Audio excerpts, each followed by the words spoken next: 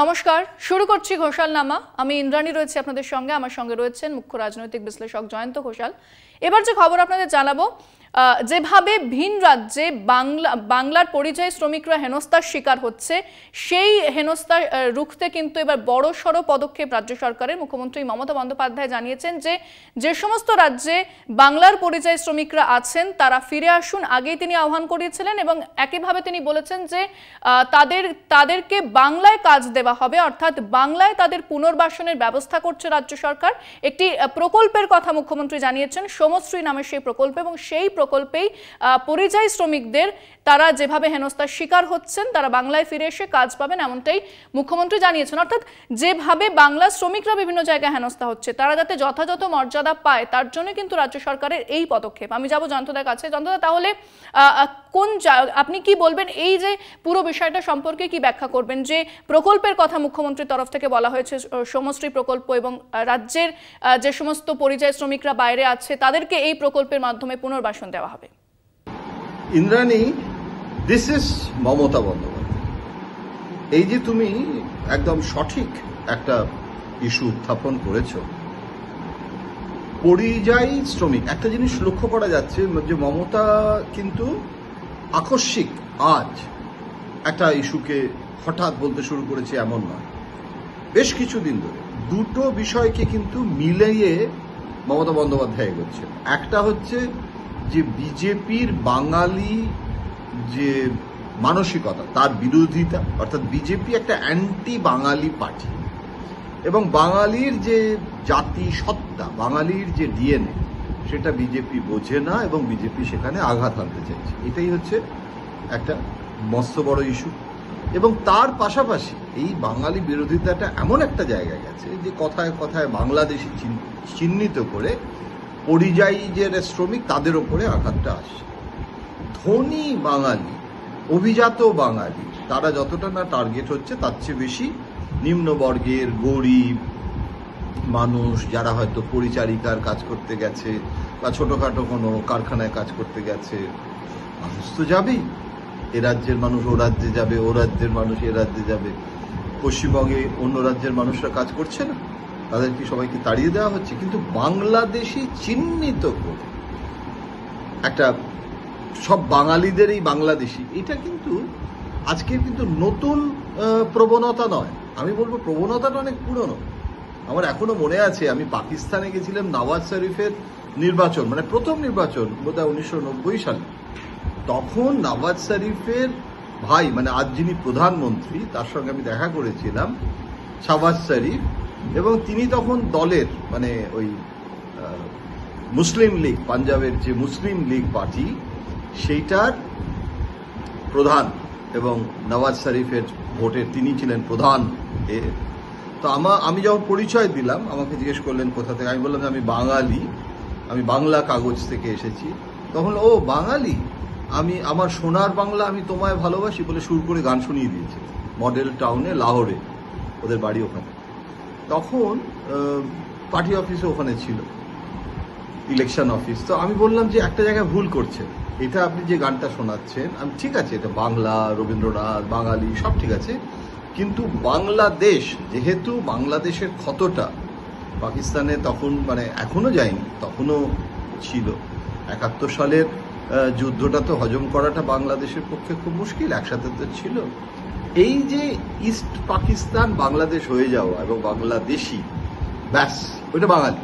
তার মানে পাকিস্তানের আজকে যিনি প্রধানমন্ত্রী, তার সেদিন যে ভুলটা হয়েছিল, সে ভুলটা তার ভুল হলে বুঝি, সে তো পাকিস্তানের নাগরিক, পাকিস্তানের তার বাংলাদেশকে নিয়ে বিরাট যন্ত্রণা। কিন্তু ভারতে 2025 সালে এই মানসিকতা হবে, মানে আমি তো অবাক হয়ে যাই। আমি মানে এয়ারপোর্টে কলকাতা, মানে দিল্লি থেকে কলকাতায় আসছি, সেখানে সিকিউরিটি চেকের অনেক রকমের সব রকম ফের কলকাতাতে যারা যাচ্ছে তাদের উপর একটুখানি বেশি যেন মনে হচ্ছে একটা চেক হচ্ছে। জানি না, আমার ভুলও হতে পারে, এখন হয়তো আমিও একটা মানসিকভাবে প্রেজুডিসড হয়ে যাচ্ছি। কিন্তু আমাকে একটা প্রশ্ন করলো সিকিউরিটির লোকটা, যে আপনি কি কলকাতাতেই যাবেন নাকি কলকাতা থেকে আবার অন্য কোথাও যাবেন? তারপরে ঠাড়ে জানতে চাইছে যে আমি বাংলাদেশ যাবো কিনা। মানে আমি বাঙালি, কলকাতায় যাচ্ছি এবং আমি পরিযায়ী শ্রমিক নই, কিন্তু তাহলেও একটা কোথাও এটা যেটা হয়েছে যে এটা যে সরকার সবটাই করাচ্ছে তা না, সরকার যে প্রচার, বিজেপির যে প্রচার, তার একটা প্রভাব জনমানসে এবং যারা বাঙালি নয় তাদের মধ্যে পড়েছে।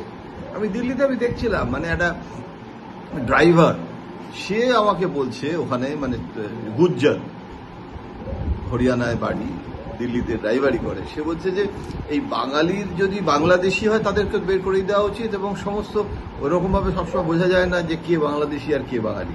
তো এই যে একটা আতঙ্ক যে বাংলাদেশি বাঙালি ছদ্মবেশে ঢুকে পড়েছে, পশ্চিম বাংলার বাঙালি আসলে বাংলাদেশি, তাদেরকে তাড়াতে হবে, সব তাড়িয়ে দিলে তারা ল্যাটা চুকে যায়, তাহলে আর বাংলাদেশিটা থাকে না। এখন এই যে ওভার সিম্পলিফিকেশনটা মমতা বন্দ্যোপাধ্যায় ঠিক জায়গায় ধরেছেন, এবং তিনি এমন একটা প্রকল্প এবারে দিয়েছেন যে শ্রমশ্রী, এই শ্রমশ্রী বা শ্রমশ্রী যেভাবে উচ্চারণ করুন না কেন, বেসিক্যালি শ্রম মানে তো লেবার, এই লেবারের জন্য তাদের শ্রী নিয়ে আসা, এটা সাংঘাতিক একটা কিন্তু লেফট অ্যাপ্রোচ আছে। আমরা তো লেবার শব্দটা মার্ক্সবাদ পড়তে গিয়ে প্রথম ভালো করে বুঝলাম, ক্যাপিটালে তো এই পুঁজি আর শ্রম, এই নিয়েই তো ক্যাপিটাল গ্রন্থ। সুতরাং মমতা বন্দ্যোপাধ্যায়ের কিন্তু পলিটিক্যাল ডাইরেকশনটা কিন্তু খুব সহজবোধ্য, এটা কিন্তু কোনো ভুল নেই। এবং শুধু তাই নয়, পরিযায়ী শ্রমিকদের আমি দেখলাম 22 লক্ষ, সেই 22 লক্ষ পরিযায়ী শ্রমিকদের এরকম হেনস্থা হচ্ছে, সেটার একটা মানে কোয়ান্টিফিকেশন হয়েছে। এবং যতদিন এই 22 লক্ষ ফিরে এলে তাদেরকে চাকরি দেওয়া, 22 লক্ষ পরিযায়ী শ্রমিকের চাকরির ব্যবস্থা করা হচ্ছে, এবং যতদিন না চাকরি হবে মমতা বন্দ্যোপাধ্যায় শ্রমশ্রী প্রকল্প করতে গিয়ে বলছেন যে 5,000 টাকা করে তাদের দেওয়া হবে। আপনি বলতে পারেন বিজেপি অভিযোগ করছে ডোল, পপুলিজম, তার গোটা পৃথিবী তো পপুলিজম করছে, left wing populism, right wing populism, populism এখন কত রকমের হয়। তো নরেন্দ্র মোদী যখন গরিব মানুষের জন্য টাকার ব্যবস্থা করছেন এবং যেসব জায়গায় গরিব মানুষদের অন্য বিজেপি শাসিত রাজ্যে তিনি সেগুলো ডবল ইঞ্জিনের নাম করে কোথাও গ্যাস দিচ্ছেন, কোথাও সেগুলো মানুষেরই টাকা, মানুষের কাছেই দেওয়া হচ্ছে, সরকারের টাকা, সরকারের রাজস্ব। কিন্তু মমতা বন্দ্যোপাধ্যায় যখন সেটা মানুষের জন্য একটা প্রায়োরিটি দিচ্ছেন, এটা হচ্ছে প্রায়োরিটির প্রশ্ন। এবং রাজ্য সরকারের যে বাজেট, রাজ্য সরকারের যে সাধ্য, কেন্দ্রের রাজ্যের প্রতি যে বঞ্চনা, সেই বঞ্চনার ইতিহাসও কিন্তু সুদীর্ঘ। আমাদের বাংলা তো খুব পীড়িত রাজ্য, দুঃখ হয়, কতগুলো মন্বন্তরের শিকার আমরা। এখন 76-এর মন্বন্তর আমাদের মানে অতীতে, মানে সে বেশি অতীতে যাব না, মানে সেই ব্রিটিশের পিরিয়ডে, তখন তো সেই বঙ্কিমচন্দ্রের আমলের দুর্ভিক্ষ অনশন, বঙ্কিমচন্দ্র বাঙালি বলে নয়, মানে পশ্চিমবঙ্গবাসীর যে কৃষক সমাজ, তার দুর্গতির কথা তিনি তো লিখে গেছেন। ভারতের কৃষক, বাঙালি কৃষক, বঙ্গদেশের কৃষক, যাই বলুন না, তো সেই কৃষকদের যন্ত্রণা, সেখানে দুর্ভিক্ষ, সেখানে কষ্ট, এটার মধ্যে দিয়ে আমরা বড় হয়েছি, আমাদের পৃষ্ঠভূমিতে সেটা রয়েছে। এই যে মা যাওয়ার সময় বলে এক মুঠো ভাত খেয়ে যা, এখন এই ভাতের অভাব হয়েছে, এই ভাত দিয়ে ফ্যান ভাত খেয়ে যাচ্ছে মানুষ। এই যে ঋত্বিক ঘটকের ছবি, সত্যজিৎ রায়ের ছবি, তো এই যে মানে সংস্কৃতিটা, এই সংস্কৃতিটা তো আমাদের ডিএনএতে আছে না, এই দুঃখের কথাটা। তো সেখানে মমতা বন্দ্যোপাধ্যায় এখন সেটা ভোটের আগে করলে ওনার রাজনীতিটা ইলেকটোরাল পলিটিক্স, আর আপনি করলে তখন সেটা মানুষের সেবা। এখন এটাও তো, মানুষ তো বোকা নয়, মানুষ তো সেটাও বুঝতে পারছে। এবং একটা পরিযায়ী শ্রমিক সে যদি চলে আসে এবং 5,000 টাকা করে পায়, তাহলে he is beneficiary. Amartya Sen, জাদ্রত এটাই বলছেন যে কাজ না থাকলেও তাকে টাকা দিয়ে কাজের ব্যবস্থা করে, তবেই তো বাজার সচল হবে, সার্কুলেশন হবে। তো রিজার্ভ ব্যাংক যখন নির্দেশ দেয়, ব্যাংকে যখন সুদ কমিয়ে গৃহ ঋণ দেওয়া হয়, তখন সেটা হচ্ছে জনসেবা। আর মমতা বন্দ্যোপাধ্যায় যখন একদম সরাসরি প্রত্যক্ষভাবে এবং রাজ্যের সীমিত ক্ষমতার মধ্যে তখন যেটা করছেন, তাহলে সেটা আমি তো বলবো যে এটা একটা ইউনিক স্কিম। আমি তো বলবো এটা একটা মারাত্মক, মানে রাজনীতি, সমাজনীতি, মানবতাবাদ সব মিলেমিশে একাকার। And this is Mamata Banerjee. তোমার যদি তোমার পছন্দ না হয়, ইংরাজিতে একটা কথা আছে না যে ডেভিলকে তো শেয়ার দিতে হয়, তো শয়তানের অংশীদারিত্ব। তুমি যদি মমতা বন্দ্যোপাধ্যায়কে মনে করো যে তিনি খলনায়িকা, তো তাহলেও তাকে কিন্তু একটা স্যালুট এর জন্য দিতে হবে। জয়ন্তদাকে অনেক ধন্যবাদ জানাবো। আপনারা এতক্ষণ শুনছিলেন জয়ন্তদা বিশ্লেষণ। বেশ কিছু গুরুত্বপূর্ণ খবর নিয়ে আমরা আলোচনা করলাম। আজকের আলোচনা এখানেই শেষ করছি। অন্যান্য খবরের জন্য নজর রাখতে হবে আমাদের অনুষ্ঠান ঘোষালনামা, কলকাতা টিভি ডিজিটাল এবং কলকাতা টিভিতে রাত দিন 7 দিন।